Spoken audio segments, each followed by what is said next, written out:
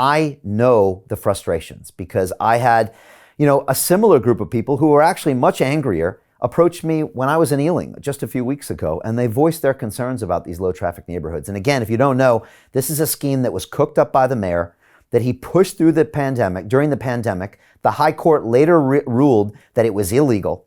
And he dropped these bollards and shut people's roads off that have killed businesses, stopped ambulances from approaching, also kept people from visiting their family, fined people from visiting their family, increased emissions, and increased traffic. And all without any consultation with local residents. It's a frustrating thing, but it's an example of how out of touch the mayor is with the citizens and how much he actually doesn't care about the citizens. And so I want to show you a contrasting video. And this is me speaking with Adam. And again, I was actually in Ealing. I was doing a food drop at St. John's, giving them some food so they could distribute to the people there. And I was actually just getting back on the bus, and Adam started shouting at me from across the street. And I was like, well, who's shouting? I want to hear what's going on. And I went outside, and he started expressing his frustration. And like I said, right before this video, I said, Adam, I'm not the mayor yet. I said, I didn't make these poor decisions. He said, I know, Brian, I'm just so frustrated because no one's listening to us. The mayor makes these decisions. It's costing people money. I can't see my family. It's ruining our businesses.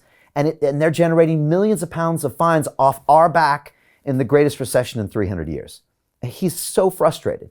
And every single person on the pavement are nodding their head the same way. So this is the way Londoners feel, and yet they're not being listened to, and I understand why you're frustrated, Adam. So let me play this video. This is me listening to Adam about his frustrations with the mayor of London and with low traffic neighborhoods. Absolutely. Everyone's done this. The mayor, right, and the government funded that scheme. Yeah. They paid the money to Ealing Council to implement it. They did. There was many people that feel the same as me. We had an ambulance whilst this scheme was up, and a man had a heart attack inside. It's all over the news, okay? And they couldn't reach him in time because the ambulance didn't have the key in time. This isn't a local council thing. It's government and it's mayoral. You're right. That's where it sits. Those fundings comes out to these places to put these schemes in place, and we don't look Absolutely correct. You're correct, right?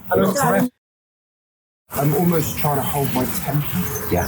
That's how I feel. Okay. So angry. Okay. So absolutely angry. Okay. There's local businesses inside that LCN that cannot operate. They're shutting down. There's a car mechanics. There's no getting past the trade.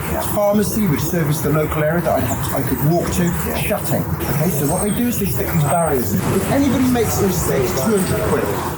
First, just want to thank Adam for, again, making that trip. He had to walk way out of his way to speak to someone who wasn't elected yet, but he was so frustrated that he felt that was the only chance his voice would ever be heard. And that's because he's just not being listened to, and he's especially not being listened to by the mayor of London.